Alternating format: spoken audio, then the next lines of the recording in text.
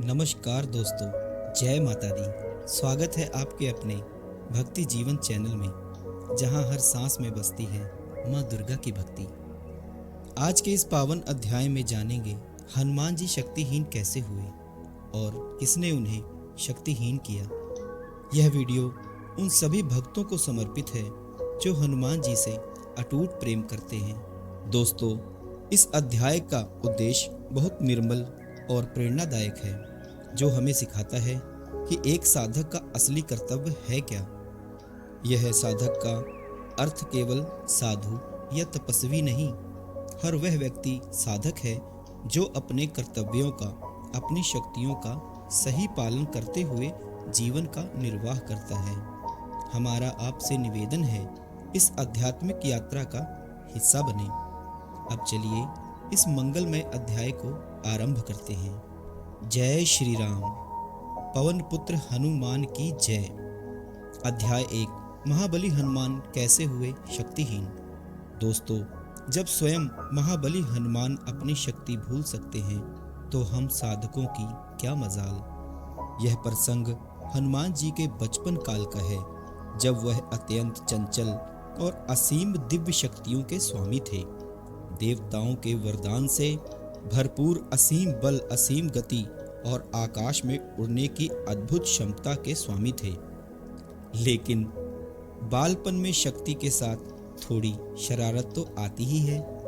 हनुमान जी भी ऋषि मुनियों की साधना के समय कभी उनके वस्त्र उड़ाते, कभी बर्तन छुपा देते, कभी कमंडल और माला पेड़ पर लटका देते, तो कभी जंगल के बगीचों में उधम मचा देते थे। उनकी दृष्टि में यह सब बाल लीलाएं थीं, लेकिन ऋषि मुनियों की साधना में बाधा बन रही थी। एक दिन एक ऋषि ने क्रोध में आकर कहा, हनुमान, तुम्हारी शक्तियां दिव्य हैं, लेकिन तुम अभी इनके महत्व को नहीं जानते। मैं तुम्हें श्राप देता हूं, तुम अपनी सारी शक्तियां अभी भूल जाओ। ऋषि के क्रोध में निकला हुआ वचन भला पूर्ण कैसे ना होता, और उसी क्षण हनुमान जी अपनी शक्तियां भूल गए। बाद में जब ऋषि का क्रोध शांत हुआ, तो उन्होंने ब्रह्म ज्ञान से जाना कि यह तो स्वयं महाकाल शंकर के अवतार हैं। यह सब तो सिर्फ उनकी दिव्य बाल लीलाएं थीं। लेकिन दोस्तों, जो वचन निकल जाए वह भला वापस कैसे आए।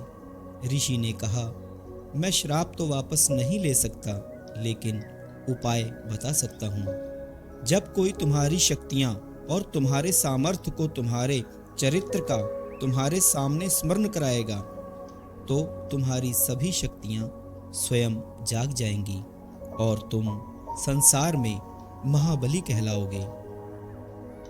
अध्याय 2, जामवंत जी द्वारा शक्तियों को याद करवाना। समय बीतता गया और आया इतिहास का महान क्षण। सीता माँ की खोज के लिए समुद्र पार करना था। पूरी वानर सेना समुद्र किनारे खड़ी थी, लेकिन किसी में वह क्षमता नहीं थी कि वह विशाल सागर को लांघ सके। जब जामवंत जी ने गंभीर दृष्टि से हनुमान जी की ओर देखा और कहा, पवनसुत, तुम स्वयं को नहीं पहचानते। तुम्हारी शक्ति अनंत है। तुम वही हो जो सूर्य को फल समझकर आकाश में पहुंच गए थे। बस दोस्तों, इन्हीं शब्दों ने हनुमान जी के भीतर सोई हुई दिव्यता को जगा दिया। उनकी शक्ति पुनः याद आ गई और उसी क्षण इतिहास बन गया। हनुमान जी ने समुद्र लांघा और सीता माता का पता लगाया। अध्याय 3, साधकों के लिए दिव्य संदेश।